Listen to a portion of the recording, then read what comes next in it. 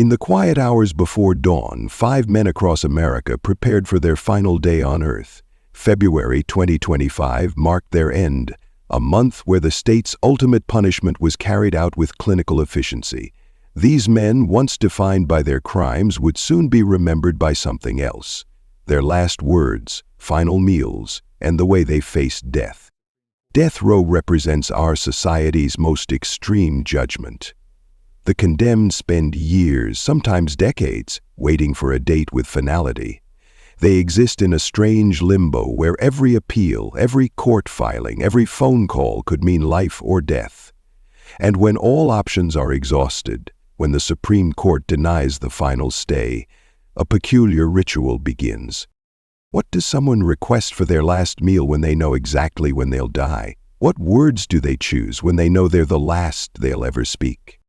We'll examine each case in detail, the crimes that led these men to death row, the evidence that convicted them, their years of appeals, and finally those solemn moments when they faced their end. We'll hear their last words, learn what they requested for final meals, and witness how they spent their final hours. Before we continue, I'd like to ask you to subscribe to Criminal Tapes if you haven't already. Your support helps us create more in-depth examinations of these complex cases. Also, share your thoughts in the comments. Do you believe capital punishment serves justice, or should it be abolished? Your perspective matters in this ongoing national conversation. Now let's begin. Marion Bowman, South Carolina. On January 31, 2025, at the Broad River Correctional Institution in Columbia, South Carolina, 44-year-old Marion Bowman became the first person executed in the state that year. His case began nearly a quarter-century earlier with an argument over money that ended in gunfire, flames, and a young woman's death. In the summer of 2001, Bowman was 20 years old when he encountered 21-year-old Candy Louise Martin in a rural area outside Charleston. According to court records, the two had been involved in a dispute over a debt Martin allegedly owed Bowman. What might have remained a simple disagreement escalated dramatically on that July afternoon. Witnesses later testified that Bowman had been seen arguing with Martin earlier that day. One neighbor reported overhearing Bowman tell Martin, "You'll be dead before nightfall," words that would later weigh heavily in his prosecution. Hours later, that threat became reality. According to the prosecution's case, Bowman and Martin continued their dispute in a wooded area where the confrontation turned violent. Bowman shot Martin multiple times with a handgun. After she fell, evidence suggested he dragged her body to a nearby vehicle, placed it in the trunk, and drove to a remote location where he set the car ablaze. An apparent attempt to destroy evidence. The case might have remained unsolved if not for the testimony of Bowman's cousin, James Taiwan Gadsden. In exchange for immunity, Gadsden came forward with a detailed account of the crime, claiming he had witnessed the murder and that Bowman had planned it in advance. This testimony became the cornerstone of the prosecution's case. Physical evidence supported Gadsden's account. Investigators recovered the murder weapon from the nearby river, where Bowman had allegedly disposed of it after the killing. Ballistic tests matched the gun to bullet fragments recovered from the crime scene and the victim's body. DNA evidence further linked Bowman to both the weapon and the victim. The prosecution built a compelling case around premeditation. They pointed to Bowman's earlier threat, the deliberate disposal of the weapon, and the calculated attempt to destroy evidence by burning the vehicle. In 2002, after a 2-week trial, a jury found Bowman guilty of first-degree murder with aggravating circumstances. The judge sentenced him to death. Over the next 23 years, Bowman's case wound through the complex appeals process of capital punishment. His defense team filed multiple appeals, challenging everything from jury selection to the reliability of his cousin's testimony. They argued that key evidence had been mishandled and that racial bias had influenced both the investigation and trial. Bowman, who is black, maintained that his case exemplified the racial disparities in South Carolina's application of the death penalty. His attorneys pointed to statistics showing that black defendants who killed white victims were far more likely to receive death sentences than in cases with other racial combinations. The South Carolina Supreme Court rejected his appeal in 2022, and the U.S. Supreme Court declined to hear his case in late 2024, effectively exhausting his legal options. Governor Henry McMaster signed his death warrant in December 2024, setting the execution date for January 31, 2025. As his execution approached, Bowman's case attracted renewed attention from anti-death penalty activists who highlighted the circumstantial nature of some evidence and the heavy reliance on testimony from a witness who received immunity. Nevertheless, the execution moved forward as scheduled. The day before his execution, Bowman was moved to the death watch cell adjacent to the execution chamber. There he was offered the traditional last meal. He requested an elaborate final dinner. Fried seafood, chicken wings, chicken strips, onion rings, banana pudding, German chocolate cake, and cranberry pineapple juice. Prison officials provided the meal as requested, following the long-standing tradition of granting condemned prisoners a final choice of food. On the evening of January 31st, Bowman was led to the execution chamber at Broad River. South Carolina had resumed lethal injections after a nearly decade-long hiatus, during which the state struggled to obtain execution drugs. Witnesses, including representatives from the victim's family, members of the media, and Bowman's attorney, were seated in the viewing area separated from the execution chamber by a glass partition. When the curtain opened at 6 p.m., Bowman was already strapped to the gurney, intravenous lines inserted into both arms. When the warden asked if he wished to make a final statement, Bowman spoke clearly into the microphone positioned above his head. "Death row inmates may be labeled as the worst, but we've all changed since that moment that cost us everything," he said. "I know Candy's family suffers, and rightfully so. They're angry. If my death brings them some relief, then I guess it will have served some purpose. I hope they find peace." The execution team began administering the lethal dose of pentobarbital at 6:07 p.m. Bowman continued breathing deeply for approximately 2 minutes before his breathing pattern changed. By 6:12 p.m. he appeared to be unconscious. A physician checked for vital signs at 6:18 p.m. and pronounced Bowman dead. As February began, Bowman's execution marked the start of what would become one of the busiest months for capital punishment in recent American history, with 4 more men scheduled to face their final moments in the weeks ahead.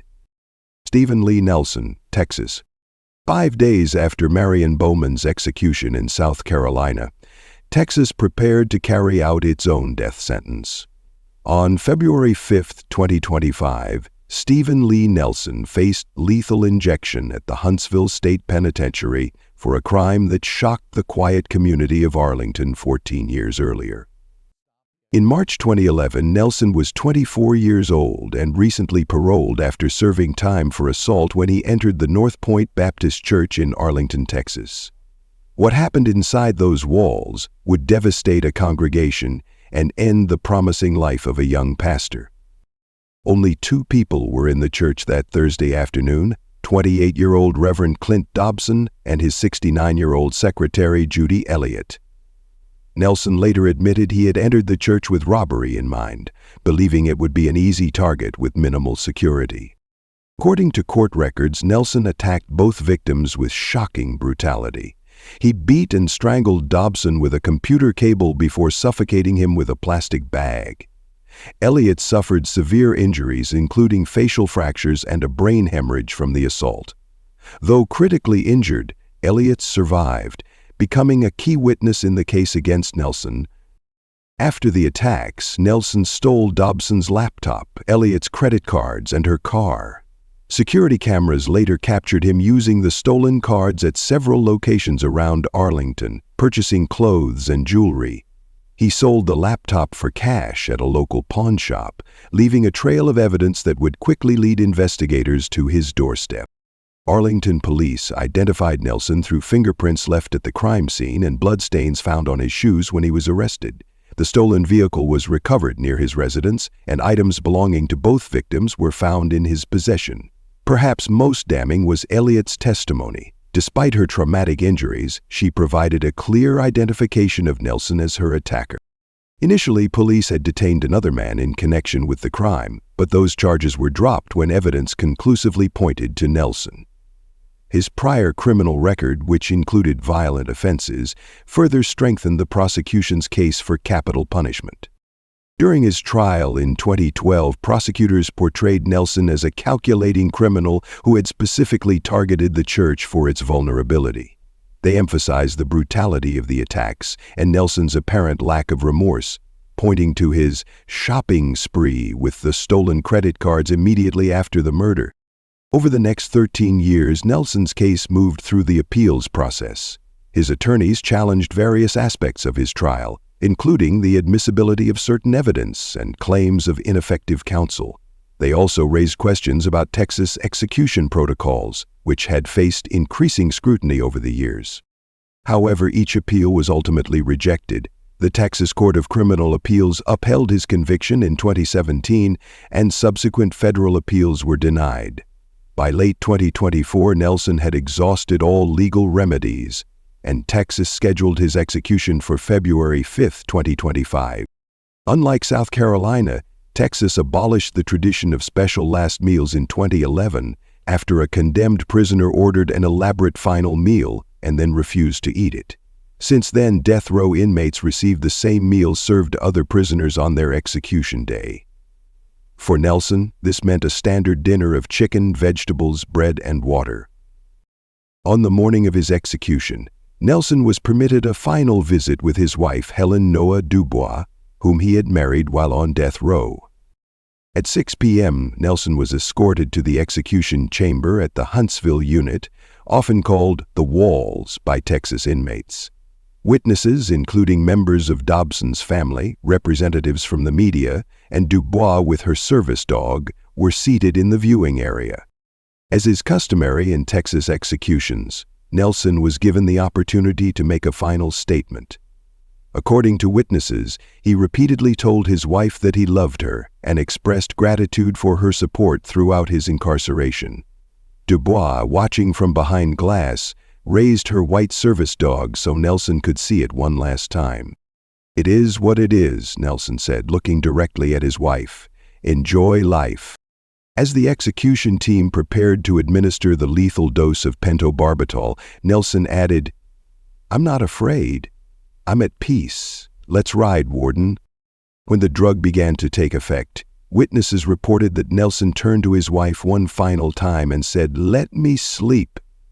His last word was love, before he gasped twice, appearing to struggle for breath momentarily. His body trembled briefly before becoming still. The attending physician checked for vital signs and pronounced Nelson dead at 6:50 p.m. Central Standard Time, 24 minutes after the procedure began. As we continue exploring the remaining executions from February 2025, I'd like to ask, which of these cases do you find most disturbing so far, and why? Share your thoughts in the comments below. And if you haven't already, please subscribe to Criminal Tapes for more in-depth examinations of these complex cases. Demetrius Terren Frazier, Alabama. As February 2025 progressed, the nation's attention turned to Alabama, where Demetrius Terren Frazier awaited execution for crimes committed more than 3 decades earlier. His case stood out not only for the brutal nature of his offenses, but also for the method of execution. Nitrogen hypoxia, a relatively new procedure in the American justice system. Frazier's path to death row began in November 1991 in Birmingham, Alabama. Court records show that on the night of November 27th, Frazier broke into the apartment of 40-year-old Pauline Starks Brown. The home invasion quickly escalated to extreme violence. After forcibly waking Brown from her sleep, Frazier demanded money at gunpoint. He then sexually assaulted her before shooting her multiple times. Witnesses later testified that Brown had pleaded for her life before Frazier fired the fatal shots. After the murder, Frazier fled Alabama, eventually making his way to Detroit, Michigan. Rather than maintaining a low profile, he continued his violent behavior. On March 8, 1992, Frazier encountered 14-year-old Crystal Kendrick in Detroit. According to police reports, he abducted the teenager and held her captive in an abandoned house. When Kendrick attempted to escape, Frazier shot her, ending her young life. Michigan authorities arrested Frazier shortly after Kendrick's murder. During interrogation, he made the surprising decision to confess not only to Kendrick's killing, but also to Brown's murder in Alabama. This confession, along with physical evidence collected from both crime scenes, formed the foundation of the cases against him in both states. Michigan and Alabama prosecutors coordinated their approach, with Alabama ultimately taking precedence in the prosecution. In 1996, Frazier was extradited to Alabama to stand trial for Brown's murder. The evidence presented at trial was overwhelming: his confession, ballistic evidence linking the same weapon to both crimes, and DNA evidence recovered from the Birmingham crime scene. After a 2-week trial, an Alabama jury found Frazier guilty of capital murder, with the aggravating factors of murder during the commission of a burglary and sexual assault. The jury recommended the death penalty, and the judge concurred, sentencing Frazier to death. Michigan authorities agreed not to pursue a separate trial for Kendrick's murder, as Frazier was already facing execution in Alabama. By 2018, Frazier had exhausted most of his legal options. That same year, Alabama became the third state after Oklahoma and Mississippi to approve nitrogen hypoxia as an alternative execution method. The state had faced challenges obtaining drugs for lethal injections, and officials presented nitrogen hypoxia as a humane alternative. The method involves replacing oxygen with nitrogen in a sealed system, causing death through oxygen deprivation. Proponents argued it would cause a painless death, while critics questioned its humanity and noted the lack of medical testing. Alabama offered death row inmates a one-time opportunity to choose this method over lethal injection, and Frazier was among those who selected it. Frazier requested last meal from Taco Bell, specifically several burritos and a Mountain Dew soda. Prison officials accommodated this request, bringing the fast food items to his cell on the evening before his execution. On the night of February 15, 2025, witnesses gathered at Holman to observe Frazier's execution. Among them were family members of both Pauline Brown and Crystal Kendrick, who had traveled from Michigan to witness the execution of the man who had murdered their loved one 33 years earlier. At 6 p.m., Frazier was led into the chamber and secured to a gurney. The execution team fitted the mask over his face, connecting it to the nitrogen supply. Before the gas flow began, the warden asked Frazier if he wished to make a final statement. According to official witnesses, Frazier spoke clearly, his voice slightly muffled by the mask. "First of all, I want to apologize to the friends and family of Pauline Brown. What happened to her should never have happened. I want to apologize." The procedure began at 6:05 p.m. Frazier lost consciousness within approximately 30 seconds. His breathing became irregular, then shallow before ceasing altogether. At 6:36 p.m., after medical personnel confirmed the absence of vital signs, Demetrius Taryn Frazier was pronounced dead. Following the execution, Brown's daughter addressed the media outside the prison. "My mother suffered terribly in her final moments," she said. "No execution can undo that pain or bring her back, but knowing her killer has finally faced justice brings some measure of peace." James Dennis Ford, Florida. As February 2025 entered its final week, Florida prepared to carry out its first execution of the year. James Dennis Ford, who had spent nearly 3 decades on death row for one of the state's most disturbing murder cases, was scheduled to die by lethal injection at Florida State Prison in Ryford. Ford's crimes dated back to 1997, when he invited Greg and Kimberly Mallory on what was supposed to be a friendly fishing trip in rural Florida. The young couple, who had recently moved to the area, brought along their 22-month-old daughter for what they expected to be a pleasant day outdoors. What happened instead would shock even veteran investigators. According to court records, Ford attacked the couple in a remote wooded area near a fishing spot. He shot Greg Mallory in the head with a rifle, then struck him with an axe to ensure his death. He then turned his attention to Kimberly, hitting her in the head before sexually assaulting her and ultimately murdering her. Perhaps most disturbing was Ford's treatment of the couple's toddler. After killing both parents, he left the 22-month-old girl alone in the family's truck for over 18 hours. When hunters eventually discovered the scene, they found the child still strapped in her car seat, dehydrated, exposed to the elements, and covered in her mother's blood. Miraculously, she survived. The evidence against Ford was substantial. Investigators recovered the murder weapons with his fingerprints, and DNA evidence linked him conclusively to the sexual assault.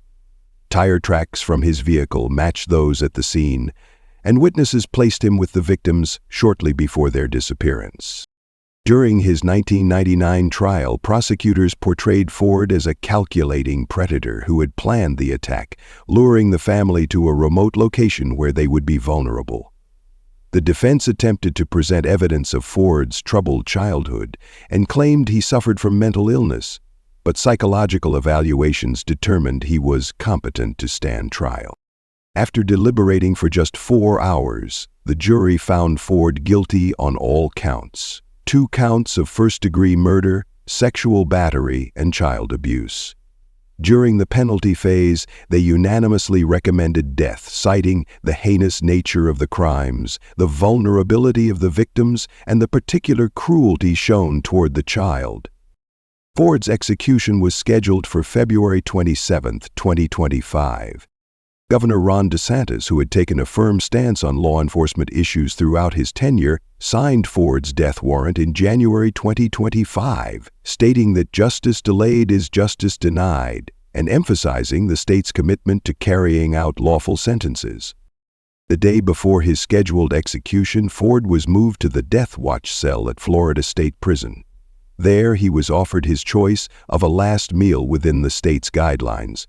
Ford requested steak, macaroni and cheese, fried okra, sweet potato, pumpkin pie, and sweet tea. Prison officials provided this meal on the evening before his execution. On February 27 at 6 p.m., Ford was escorted to the execution chamber. Witnesses included members of the Mallory families, media representatives, and official observers. Notably absent was the Mallory's daughter, now 30 years old, who had been raised by her grandparents after the murders. Through a family spokesperson, she indicated she had chosen not to attend to preserve her mental health. When asked if he wished to make a final statement, Ford remained silent. This was not unusual. Approximately 1/3 of executed prisoners declined to speak final words. However, prison officials later revealed that Ford had written a message on paper which read, "Hugs, prayers, love. God bless you all." The execution proceeded according to Florida's 3-drug protocol. First, an anesthetic was administered to render Ford unconscious. This was followed by a paralytic agent and finally potassium chloride to stop his heart. Witnesses reported that the procedure appeared to go as planned, with no visible complications. At 6:27 p.m., medical personnel confirmed that Ford had no vital signs and he was pronounced dead. The execution had taken 18 minutes from start to finish.